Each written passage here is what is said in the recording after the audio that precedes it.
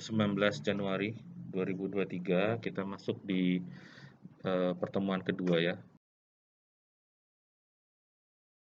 Kita masuk ke ilustrasi yang sebenarnya menjelaskan yang sudah kita bahas kemarin. Kita bahas ini adalah konsep kontras densitas. Jadi kemarin itu kan kita membahas anomali. Anomali graviti itu berhubungan dengan konsep kontras densitas, bukan densitas.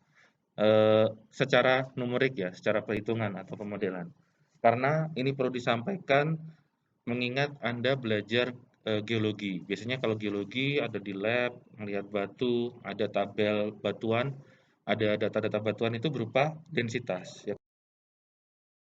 Densitasnya itu misalkan contoh-contohnya begini. Kalau ini satuannya CGS ya, bukan SI. Terus misalkan kalau air ini yang atas tuh udara kan ya, air ya. Kalau yang bawah itu kan air ya, water ya.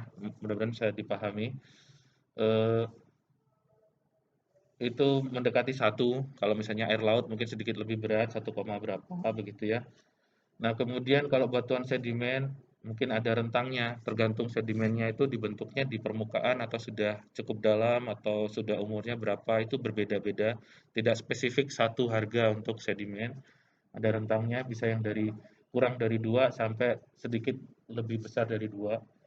Kemudian ada sedimen, saya nggak tahu ini sedimennya yang dimaksud apa ya, tapi mungkin ada juga yang sudah menjadi batu sandstones gitu ya. Nah, ini lebih berat lagi, shale itu batu lempung ya. Terus kemudian limestone, Anda sudah kenal istilah ini, mungkin limestone sedikit lebih berat. Bahkan mungkin ada yang sama seperti batu intrusi, kerasnya gitu, tapi tergantung pada posisi di mana limestone-nya itu. Kemudian ada granit, ada basalt dan metamorf yang juga cukup berat. Nah, mungkin basalt juga relatif berat, baik batas bawahnya maupun batas atasnya. Itu secara kualitatif. Nah, untuk lebih spesifik tiap daerah itu kan harus dihitung sampelnya kan. Nah, itu mungkin tiap daerah berbeda-beda. Jadi, tapi dari situ kita melihat bahwa target di bawah permukaan itu kalau ada variasi litologi berkemungkinan akan memberikan variasi densitas. Ketika ada variasi densitas itu memungkinkan eh, target dari properti fisik gravity itu bisa kita manfaatkan untuk penelitian. Contohnya misalkan ilustrasinya seperti ini. Anggap saja ada dua kontras, kemarin kan sudah disampaikan. Ada D1 dan D2, anggap saja D itu densitas soilnya, D2-nya adalah densitas dari biji besi misalkan. Jadi kan secara ilustrasi, densitas yang warna kuning ini, sorry ini nggak kelihatan ya, saya nunjuknya di sini. Yang kuning ini, eh, apa namanya, lebih lebih berat, lebih densitas, lebih dense, lebih padat dibandingkan yang soil. Nah, ilustrasinya seperti ini nih. Masanya ini cenderung lebih longgar yang di sini, sedangkan yang di sini lebih padat, ya kan ya, dari bentuk ilustrasi poin masanya, gitu ya. Nah, dari sini kalau kita coba lakukan pengamatan gravitasi dengan ilustrasi kartun seperti ini, metodenya apa? Di sini kalau dari ilustrasinya kan free fall, berarti benda jatuh bebas. Misalkan mereka atau dia melakukan pengamatan dengan interval stasiun tertentu, misalkan di sini anggap aja misalkan 5 meter atau 10 meter gitu ya spasinya. Nah, sebelumnya dia mengukur di sini kecepatannya sekian, ditunjukkan dengan panah lebih kecil, kemudian mendekati di sini lebih panjang kan panahnya, vektornya percepatan gravitasi sampai mendekati bodinya ini lebih panjang lagi. Artinya percepatan gravitasi akibat adanya variasi densitas di bawah permukaan ini lebih tinggi. Nah, kemudian mengecil lagi seiring menjauh dengan lokasi seperti yang kemarin kita coba tunjukkan di persamaan. Nah, kalau di plot, ini plotnya plot continue,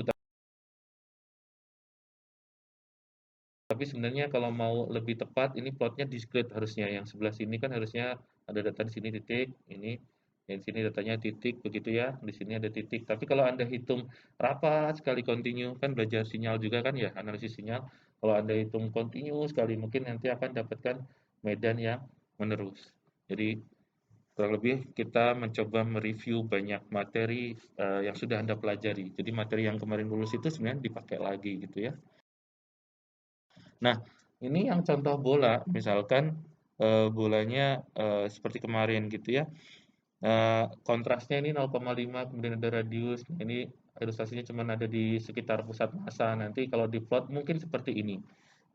Nah, itu ilustrasi terkait dengan kontras densitas. Oleh karena itu, meskipun kita biasanya berhubungan dengan densitas seperti ini, maka yang kita hitung atau komputasikan untuk mendapatkan anomali itu adalah kontras densitasnya. Misalkan di sini background-nya adalah 0, density kontras kan bahasanya di kontras densitas 0,5 gram per centimeter kubik.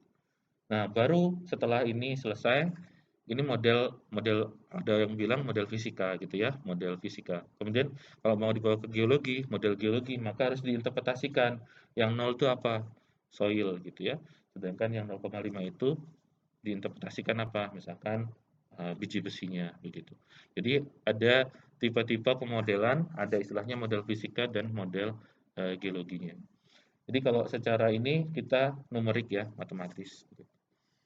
Oke, ini baru anomali. Nanti kita berhubungan ke data observasi karena di sini kita konsepnya masih perhitungan ke depan, tapi nanti kita mendapatkan observasi yang seperti ini. Nah, tentu saja kalau di kita melakukan penelitian yang di bawah ini kan nggak ada, nggak tahu kita.